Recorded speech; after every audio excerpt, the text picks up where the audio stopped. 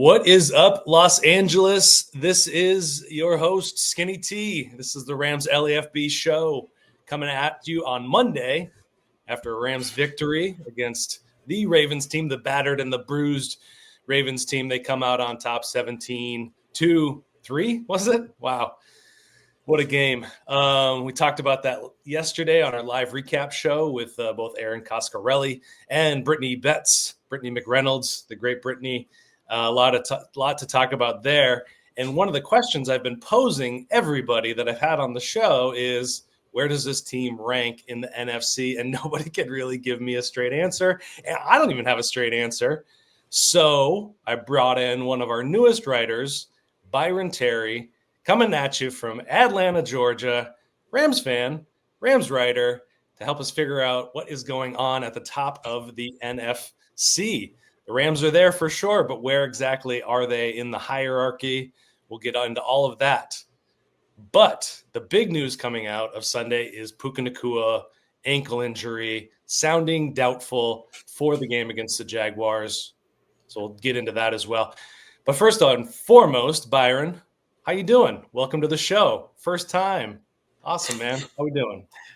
I'm doing good. How you doing? Excited to be here. Yeah, glad to have you on. I am well. I am doing really well. I'm always excited to have new guests on here. I tend to repeat myself. I talk about the Rams a lot, and so it's good to get other perspectives on what's going on in here. But yeah, like I teased at the top, we're going to talk about Puka Nacua. But before that, Sleeper Fantasy, our sponsor all year long. We've got a code that you guys can use to get $100 if you put $100 in. Rams LAFB up to $100. If you put $100 in, they're going to give you $100. Put 5 in, they're going to give you 5. What can you do with that money? You can win cold hard cash with that money that they're going to give you. So they have a daily fantasy. You can do it across all sports, not just football. You can do it on basketball, which is coming up soon. We got hockey going on. We got the Dodgers in the playoffs. You can pick 2 to 8 players, just kind of over under yards or goals or anytime touchdowns, all that fun stuff. And there's a social aspect to it. You can play with your friends. You can meet new Rams fans. You can go trash on some 49ers fans if you want. There's all sorts of fun stuff you can do with Sleeper Fantasy. Go check it out. Download it. It's the fastest growing app like this out there. It's starting to beat the competition. Great interface. Lots of fun bets. Go check that out. Rams LAFB is the code. All one word. Check it out. Okay. Puka Nacua. How were you feeling when you saw him writhing in pain in the end zone, trying to break up what could have been an interception? Like I said, McVay sounds pretty down that he's going to be available for this week. Heading into the bye week, though, we'll see what happens on the other side of that. What are your thoughts on this whole thing? Yeah, I'm sure Rams fans were holding their breath when they saw him go down, and it was just like, oh, no. Their best player, or maybe their best player, their second or third best player, is down on the field, and that's never a good sight to see, especially for one of your best players, or really any player, but especially one like Puka Nacua. And I was just like, wow, oh no, this could be bad. But it was good to see him get up. He kind of limped to the locker room and everything, okay, which is a bit promising, especially getting up on their own power, walking off. But when he came back, he only played 6 total plays in the second half and was not very involved in the offense. So you could tell that something was wrong. And so that'll definitely be a sight to see with him possibly not being able to go against the Jaguars. Yeah, absolutely. So on the year, including the last game, 616 yards. The total that the Rams have in total receiving yards is 1,684. So obviously a big percentage of that. We don't need to read off the numbers necessarily to know what a big part of the offense he is. But it is pretty astounding when you think about just what a large part of the offense he has been. Also on the ground, he had that big gainer, 45 yards on the ground against the Titans, who didn't seem to want to tackle him. But then, bunch of targets, 65 targets. Next on that list is Davante Adams with 55. After that, it's Kyren Williams with 23 targets. So obviously, Davante Adams is going to become a much bigger part of this offense heading into this week. from what you've seen out of Davante so far, is it just going to be the Davante Adams show, or do you see it kind of going down a different way? I don't think it'll be just a Davante Adams show. I think they're going to get Davante way more involved than they have been before. I know he was brought in to be the sort of number 2 receiver to Puka, but he still has a lot of good production, still produces on the field. So I think it'll be him, Tyler Higbee, Kobe Parkinson, Kyren Williams, kind of spreading the ball out a little bit more than how they do it with Puka in the game. But I still think Davante Adams is one of the best route runners in the league. I think he's one of the best route runners ever. Even though he's in his 30s, he can still get open and create separation at a high level. So I think that'll be pretty exciting to see. He's also on my fantasy team. But I'm a huge Davante Adams fan. I've watched a lot of film on him, and he definitely still has it. So I can definitely see him getting the ball a lot more now. Yeah, I agree with you. And there's something about a Sean McVay whose back is against the wall, and Puka Nacua on the bench not playing does kind of put his back against the wall. We saw Sean McVay, be a lot more aggressive when he started to lose some faith in Joshua Carty, which is a topic for a different day, but started going for it on 4th downs at a higher rate and being a little bit successful at the very least with against the Ravens. So I think this is going to force his hand. I think Kyren Williams, we're already seeing an uptick in his ability to play in the passing game, his usage in the passing game, that is. Obviously those two. And then the big question marks, you've already brought it up, the tight ends. Could this be a Terrence Ferguson kind of breakout game? Is this when he gets put into the offense more, or are they going to wait until after the bye to kind of reassess where he is within the offense? And then the big question after that is, traditionally, who is the wide receiver 3 in this offense after Puka and Davante? It's been kind of Jordan Whittington, a little bit of Tutu Atwell, who missed this game with a bit of a hamstring issue, should be back. I'm super interested to see how they use those two guys, because they've been big question marks, but they obviously both have a lot of talent. Jordan Whittington does a lot of the dirty work and the blocking stuff, and that they love to see. And then what are your thoughts on Tutu in this offense? Re-signed to a 1-year, $10 million contract. Couple of good plays, couple of big games, but never has really materialized as a every down threat for this offense. What are your thoughts on Tutu? I like Tutu. First, I like his name, but I also like him as a player too. And I think the Rams use him pretty well, especially for his skill set. I just think right now he's more of I don't want to say gadget player, but more so of, okay, we'll give you a few jet sweeps here and there. We'll throw you the ball on a screen and we'll throw it to you deep whenever necessary. And it seems like, whenever his name does get called upon, he does make plays. And so I think that is something to build off on. But he's definitely going to have to step up, especially in Puka's absence, and just see kind of where he is. But I think just overall, Matthew Stafford loves throwing the ball to the tight ends anyway. And so I think the tight ends are definitely going to see the ball a little bit more. But again, with Puka out, I think Tutu will definitely get some more catches. All right. What do you think? Over, under 3.5 catches, 3.5 targets for Terrence Ferguson against the Jags? Over. All right. I love it. I say 4. I'm writing it down. 4 targets. All right. Okay, so the big question that's been on my mind that I can't really answer. It doesn't seem like anybody else has an answer for it. This year is sort of drunk in the NFL. We're seeing good teams lose. We're seeing bad teams win. We're seeing weird quarterback decisions. We're seeing Jackson Dart in there, Dylan Gabriel, no Shedeur Sanders. And that's not even the NFC. But we were talking about what is our top 5. And I kind of have a top 8, but 2 different tiers within that, still question marks at the NFC. So I'll just go through my top 5, and then you can go through yours, and we'll just kind of hash it out. So mine are as follows: 1 to 5, Bucks, Seahawks, Rams at 3, Lions, and then Packers. That's my top tier. That's my top 5. And then rounding it out, I've knocked the 49ers out of the top 5. They're too hurt. And unless they make a big move on defense, I can't, like, they're not going anywhere, I don't feel like. Commanders, big game tonight. I actually put them ahead of the Eagles. Wow. At number 8. Yeah, I know.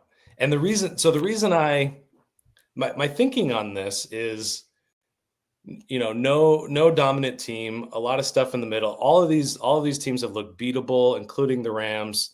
And they all need to flip some switches before the playoffs come around, before I can really know exactly what they are. So this is kind of like who has the fewest switches to flip sort of ranking.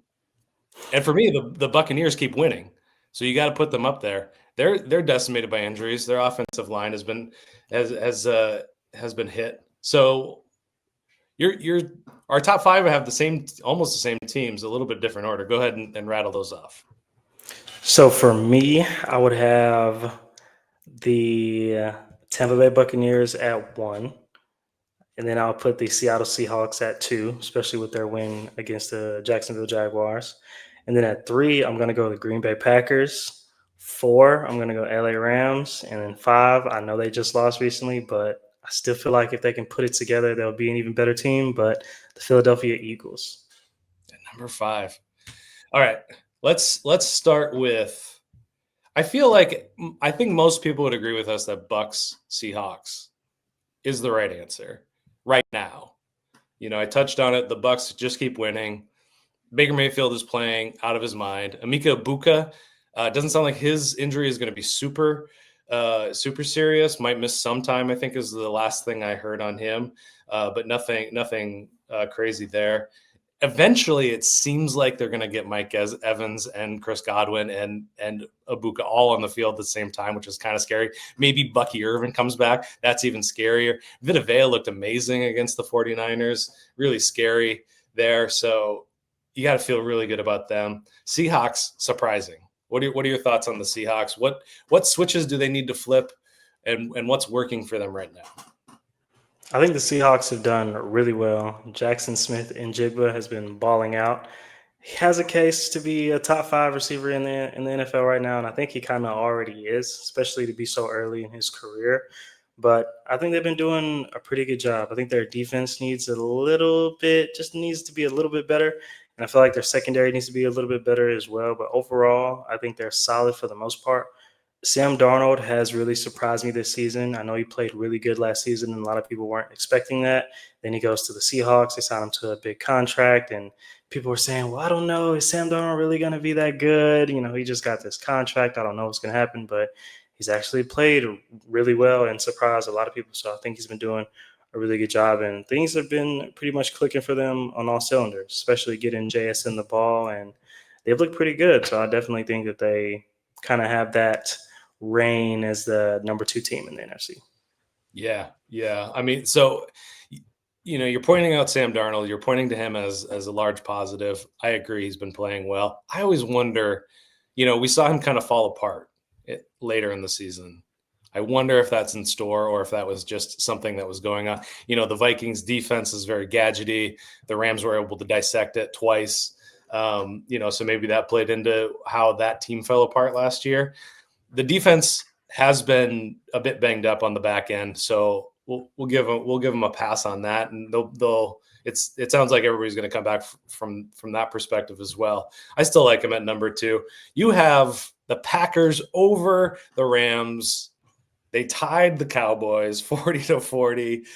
I like the Packers. I want, they were once they got Micah Parsons, I was like, this is over. They're the best team, and they haven't really been able to impress me since kind of losing and tying. Decent, good game. They really put Jacksonville in the ringer. Kind of gave the Rams a good blueprint about how to go after this team, I feel like. So, I mean. So we're talking about what switches do they need to flip? From your perspective, why do you rank them 3-4 like that? I would say with the Packers, just the amount of playmakers they have on offense. And then with Puka being hurt, I feel like things might kind of slow down a little bit. And also, the Rams have some injuries on the offensive line, so I don't want to really put them right at 3 just yet. I feel like the Packers are a little bit more healthy, and Jordan Love has been playing pretty well. I expected him to be better throughout the season thus far, but he kind of hasn't been. But I feel like they'll get better as the season goes along.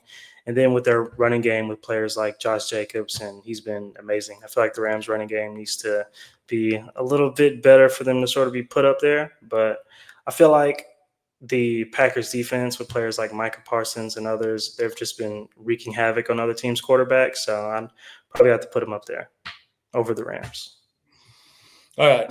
Let me get your take on the Rams. What have you seen? I'm on the record. I've talked multiple times about what the improvements I need to see: consistency on offense, third downs, red zone. What's your perspective? I think they do got to get better in the red zone. I think they do have to play a bit better overall. I think their running game needs to be a little bit better. I know Kyren Williams has kind of been fumbling the ball a little bit, and there's kind of been some, I don't want to say turmoil, but there's kind of been a few too many mistakes for him, especially running the ball. Now catching it, blocking, pass protection and everything, that's been fine. But they got to get better running the ball, got to protect the ball more. But what surprised me is that they weren't able to score as many points against the Ravens defense with it being depleted. I don't think Kyle Hamilton played. I don't think a lot of Ravens defenders played that game, and they were still only able to score 17 points.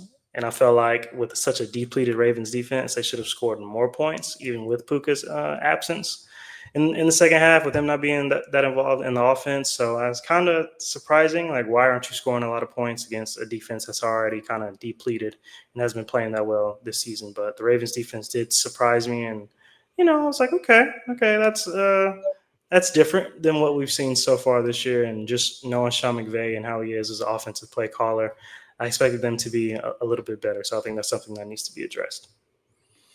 Yeah, I was, thinking they could score at least 30 points on this defense. And I can no longer talk myself into this team scoring 30 points ever. I guess, the saving grace has always been the last 2 years they've gone on a late season run, strung together a lot of wins and got more consistent heading into the playoffs. Will that happen this year? You're talking about Kyren Williams inconsistency. My theory has it kind of going against the offensive line. I feel like Kevin Dotson hasn't been as good as he was going back to 2023 when I thought he played lights out, and they just kept running between he and Rob Havenstein on the right side and just picking up 4, 6, 8 yards a carry. Just haven't been able to find that magic there. And the offensive line hasn't been great in pass protection, I don't feel like. From inconsistent across the board, I would say. What do you think that there's a Kyren thing going on, or is there an offensive line thing going on? I think it's both.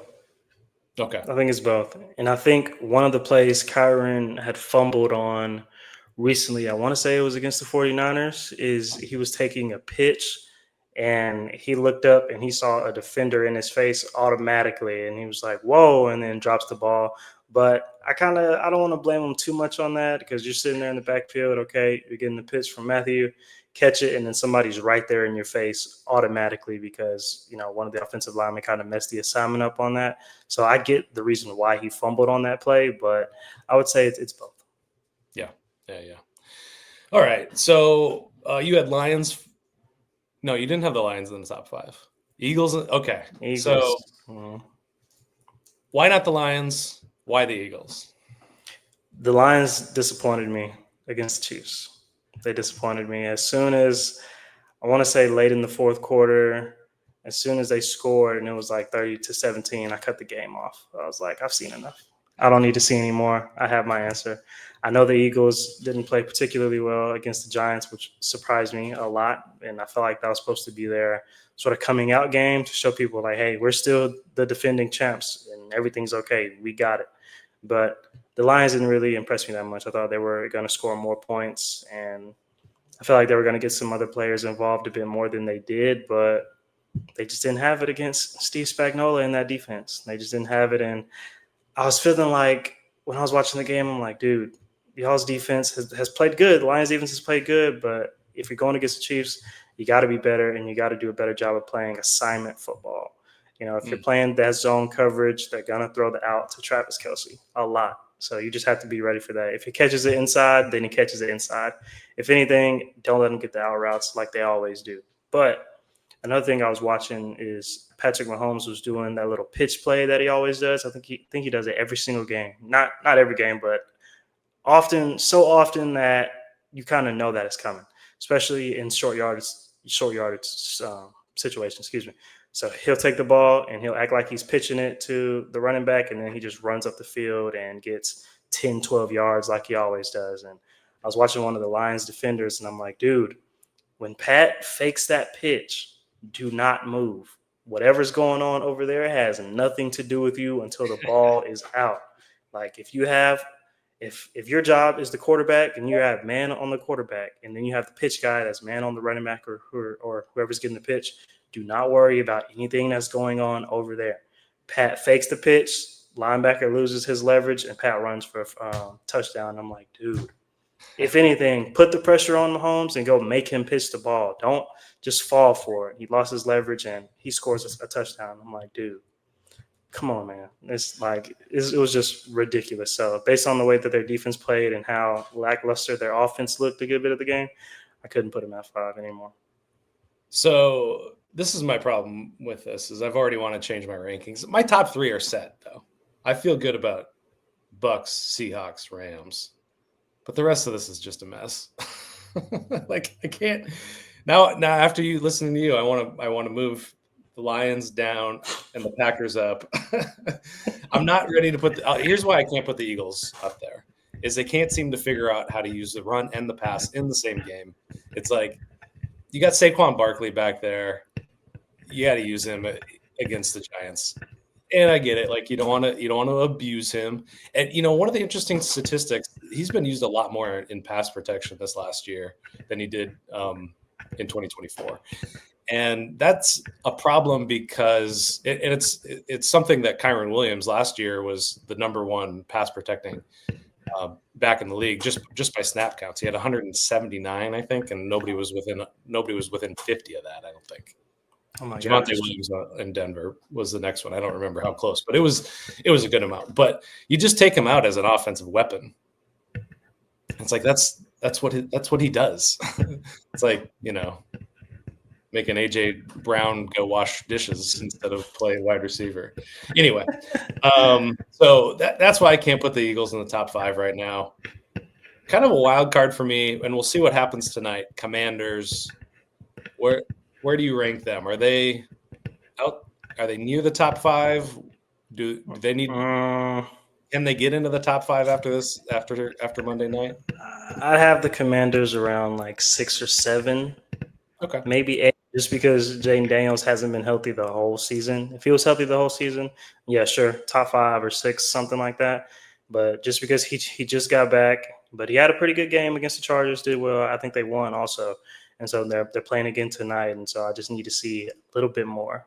Got to see a little bit more from that team and Jaden in general, and then after that, then we could possibly talk about putting them in the top 5. Yeah, I'd like to see a step forward from their defense as well. So, yeah, I think this has helped. This has been like a little bit of an NFC therapy session for me, so I don't feel so crazy. Because you get on Rams Twitter and it's like either this team is 15th or number 1, and that's exaggeration, but yeah, this is definitely how did you become a Rams fan? So a lot of people don't know this, but my 2 favorite teams in the NFL are the Indianapolis Colts and the New York Giants.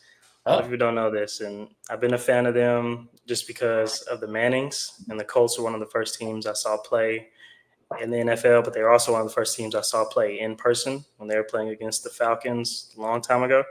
And I wanted to see Peyton Manning in person, so I had to go. And I'm just like, Peyton, just screaming as when I was really young. And But I like the Falcons just being from Georgia. But I paid a lot of attention to the Rams since I want to say 2016 or 17 in the whole Todd Gurley era. 'Cause Todd Gurley was just amazing. And then I really like Sean McVay. I love Sean McVay as a play caller, and I like his coaching style. He's younger. He's still in his 30s, I believe, or almost at 40. And so I like his style of coaching and him being able to relate to the players. And there was once upon a time, him and Matthew Stafford, weren't they in high school at the same time? So, but Sean's just a little bit older than Matthew, so it's like not bad.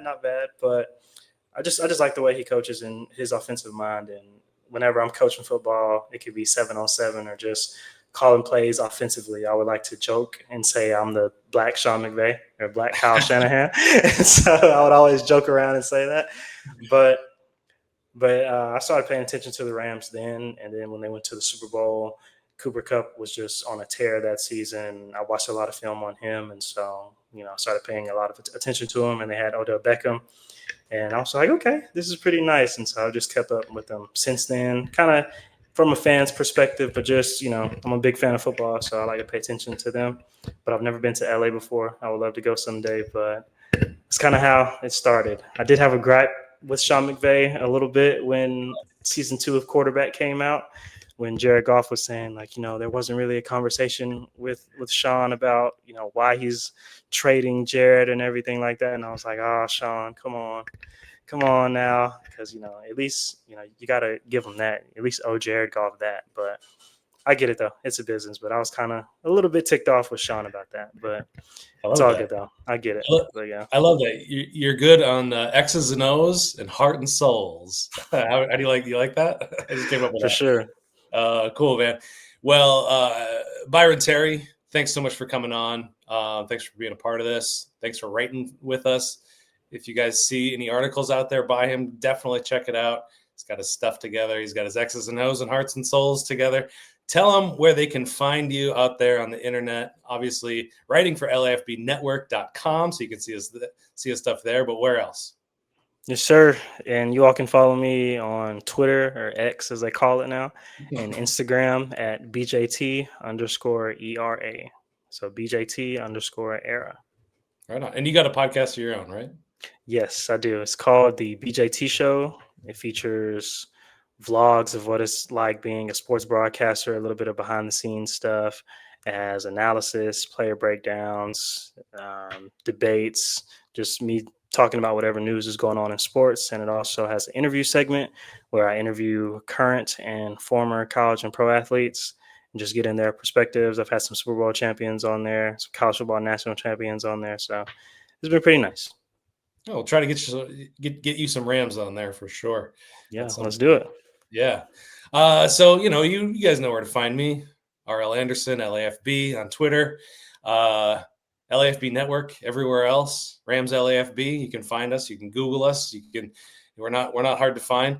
Rams LAFB on YouTube. Give us a subscription, like and follow, and all that good stuff. We would really appreciate that. And definitely check out Sleeper.